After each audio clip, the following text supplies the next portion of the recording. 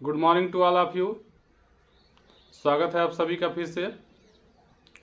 Molarity से start करना था, मोललता जिसको कहते हैं हिंदी में। तो मोलरता हम लोग पढ़ लिए थे। मोलरता और मोललता में क्या अंतर होता है?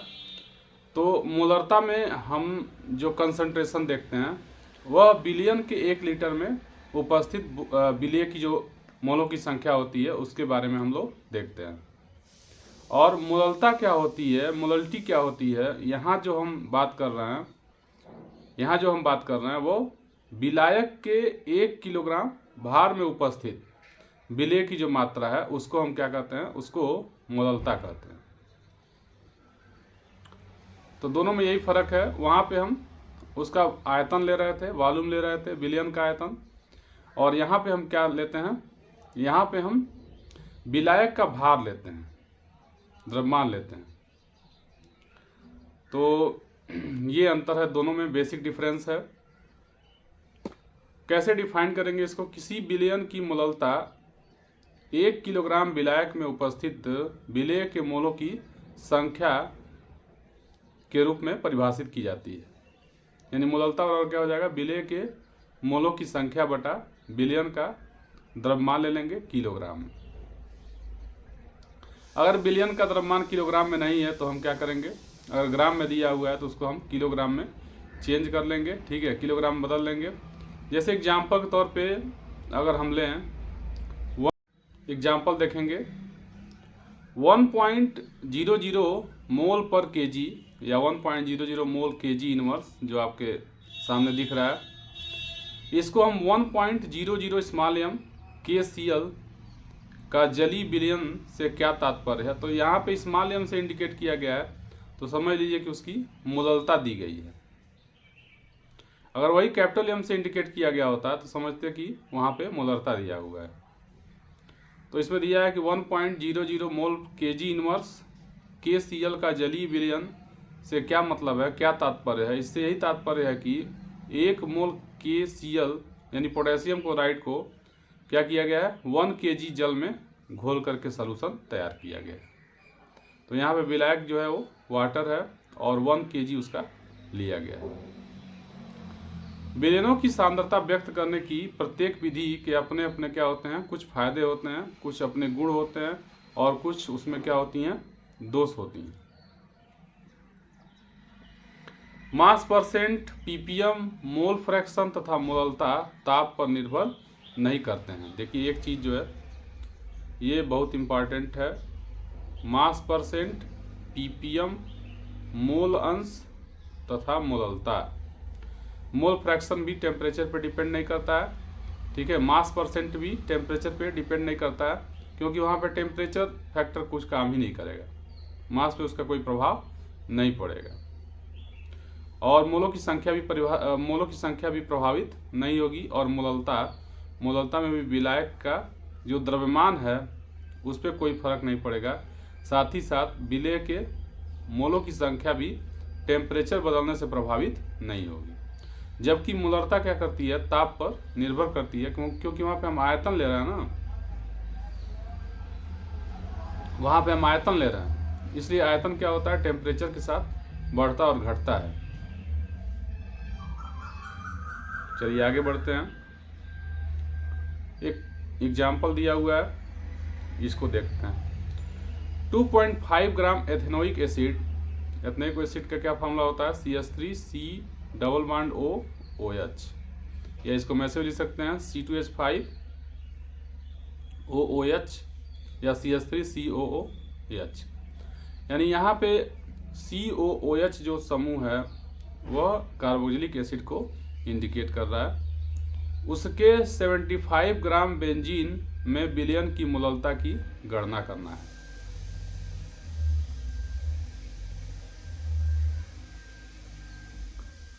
तो देखिए क्या करना है, मोललता की गणना करनी है हमको। तो मोललता बराबर क्या होता है, अभी हम पढ़े हैं, विलेय के मोलों की संख्या बटा विलायक का द्रव्यमान केजी में। तो सबसे पहले क्या करेंगे, मोलों की संख्या हम निकाल लेंगे। ठीक है, मोलों की संख्या कैसे निकालेंगे, विलेय के मोलों की संख्या बराबर क्या हो जाएगा, अगर इसको हम स्मॉल एन से इंडिकेट करें तो यानी इसका क्या हो जाएगा, W अपान कैपिटल M हो जाएगा, जहाँ W क्या है, विलेय का द्रव्यमान है और कैपिटल M क्या है, विलेय का मोलर द्रव्यमान है। तो इसीलिए सबसे पहले क्या किया इसने, मोलर द्रव्यमान निकाल लिया है। ठीक है, मोलर द्रव्यमान कैलकुलेट किया गया है क्योंकि हमको कैपिटल M यहाँ पे चाहिए। तो मोलर द्रव्यमान कैसे निकालते हैं, किसी भी यौगिक या अणु के मोलर द्रव्यमान निकालने के लिए क्या होना चाहिए, हमको उस अणु में जितने परमाणु भाग ले रहे हैं उन सभी परमाणुओं के क्या होना चाहिए, एटॉमिक मास के बारे में जानकारी होना चाहिए। ठीक है, मास नंबर के बारे में हमको जानकारी होना चाहिए, उसको हम क्या कहते हैं, हिंदी में परमाणु भार कहते हैं। तो कार्बन का कितना होता है, एक कार्बन है इसमें, तो एक कार्बन यहाँ है और एक कार्बन यहाँ है, इस तरह से 2 कार्बन हो गया। आप अलग अलग भी निकाल सकते हैं। तो 2 कार्बन हो गया और एक कार्बन का एटॉमिक वेट कितना होता है, 12 होता है, 12 होता है। तो 12 गुणे 2 कर लेंगे और प्लस 3 हाइड्रोजन और 1 हाइड्रोजन, 4 हाइड्रोजन हो गया, तो 1 गुणे 4 कर लेंगे। और ऑक्सीजन कितने हैं इसमें, ऑक्सीजन 2 हैं, तो 16 गुणे 2 कर लेंगे और इस तरह से इनको ऐड कर देंगे। तो ऐड करेंगे तो कितना आ जाएगा, 60 ग्राम पर मोल। ये इसका क्या होगा, मोलर द्रव्यमान हो गया। अब क्या करेंगे, मोलों की संख्या हम निकाल सकते हैं, क्योंकि अभी हम बताएं कि N इक्वल टू क्या होता है, N इक्वल टू होता है W अपान कैपिटल M। तो W आपको मालूम है 2.5 ग्राम है और कैपिटल M अभी आप निकाले हैं 60 ग्राम पर मोल। तो इस तरह से डिवाइड कर देंगे तो मोलों की संख्या निकल जाएगी। फिर बेंजीन का केजी में द्रव्यमान निकाल लिया है, अलग अलग किया हुआ है, आप डायरेक्ट भी निकाल सकते हैं। तो बेंजीन क्या है, यहाँ पे एक विलायक है, ऑर्गेनिक सॉल्वेंट कहते हैं बेंजीन को, फार्मूला होता है C6H6। तो इसका द्रव्यमान निकाल लिया है केजी में, तो 75 ग्राम है, तो उसको क्या किया है, 1000 से डिवाइड कर दिया है।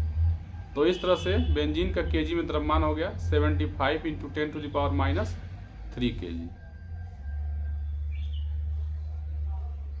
अब विलयन की हमको मोललता ज्ञात करनी है, तो वैल्यू रख देंगे यानी मान रख देंगे और विलयन की मोललता हम क्या कर सकते हैं, निकाल सकते हैं। तो अभी तक जो कंसंट्रेशन यानी सांद्रता को व्यक्त करने की कितनी विधियां हैं, इसके बारे में हम लोग देख लिए हैं और उस पर आधारित कुछ क्वेश्चंस जो एग्जाम्पल दिए गए हैं उसके बारे में भी हम डिस्कस कर लेंगे। अब इसके बाद हमारा अगला जो टॉपिक है वो स्टार्ट होगा विलेयता, घुलनशीलता भी कहते हैं इसको, विलेयता कहिए या तो अगला जो टॉपिक है वो हमारा है विलेयता, सॉल्वेबिलिटी कहते हैं इसको, या घुलनशीलता भी कह सकते हैं कि घुलनशीलता क्या होती है। तो देखिए, जब भी विलेयता की बात करेंगे तो हम फिक्स टेम्परेचर की बात जरूर करेंगे। ठीक है, निश्चित ताप की बात हम जरूर करेंगे, क्योंकि विलेयता जो होती है किसी भी पदार्थ की, वह चेंज होती है टेम्परेचर के अकॉर्डिंग। टेम्परेचर अगर बढ़ रहा है तो घुलनशीलता क्या होगी, बढ़ जाएगी। यहाँ पे या बढ़ भी सकती है, घट भी सकती है। ठीक है, अब ठोसों की विलेयता है किसी द्रव में तो वह बढ़ती है, लेकिन अगर किसी गैसों की विलेयता की बात करें किसी द्रव में, किसी लिक्विड में, तो वहाँ पे क्या होता है, टेम्परेचर जो फैक्टर होता है वो विलेयता को घटा देता है। इसके बारे में हम लोग डिटेल पढ़ेंगे। तो किसी भी निश्चित मात्रा का विलायक, ठीक है, अगर क्या कर रहा है, किसी निश्चित टेम्परेचर पे किसी अवयव को अपने अंदर घोल रहा है, तो उस अवयव की विलेयता क्या होगी, उस विलायक में किसी निश्चित ताप पर घुली हुई अधिकतम मात्रा को प्रदर्शित करती है। एक बार फिर समझ लीजिए, किसी अवयव की विलेयता एक निश्चित ताप पर निश्चित मात्रा में घुली हुई इस पदार्थ की अधिकतम मात्रा होती है। विलायक की निश्चित मात्रा में, मैं दोनों बात पहले बता दिया हूँ, निश्चित ताप पर यानी फिक्स टेम्परेचर होना चाहिए और किसी निश्चित मात्रा के विलायक में उस पदार्थ की अधिकतम घुली हुई मात्रा होती है। ठीक है, उसी को हम क्या कहते हैं, उस अवयव की विलेयता कहते हैं। हर अवयव की विलेयता जो होगी वो अलग अलग होगी। ठीक है, यानी एक हर पदार्थ की घुलनशीलता जो है किसी विलायक में वो एक समान नहीं होती है, कुछ की ज़्यादा होगी, कुछ की कम होगी। अब हम बात करते हैं ठोसों की द्रव में विलेयता। ठोसों की द्रव में विलेयता। तो सबसे पहले हम जो सॉलिड हैं वो लिक्विड में कैसे डिजॉल्व होते हैं उसके बारे में हम पढ़ेंगे। तो इसमें एक चीज़ है, हर सॉलिड जो है, हर ठोस जो है वह हर लिक्विड में डिजॉल्व नहीं होता है। लाइक डिजॉल्वेस लाइक, समान समान को क्या करता है, घोलता है। तो कैसे जानेंगे कौन समान है और समान को घोल रहा है? इससे संबंधित हमने एक चार्ट अपना बनाया था। ठीक है, वहाँ पे भी आप इसको केवल इसी टॉपिक को समझ सकते हैं। जो नॉन पोलर सॉल्वेंट होते हैं, जो नॉन पोलर सॉल्यूट होते हैं, वह नॉन पोलर सॉल्वेंट में आसानी से घुल जाते हैं। तो इसको कहेंगे समान समान को घोलता है। नॉन पोलर का मतलब क्या हुआ? जिसमें ध्रुवता नहीं पाई जा रही है, चाहे वो विलेय हो चाहे विलायक हो। दोनों अगर नॉन पोलर हैं तो आसानी से आपस में मिक्स हो जाएंगे, घुल जाएंगे। अगर दोनों पोलर हैं तब भी आपस में आसानी से घुल जाएंगे।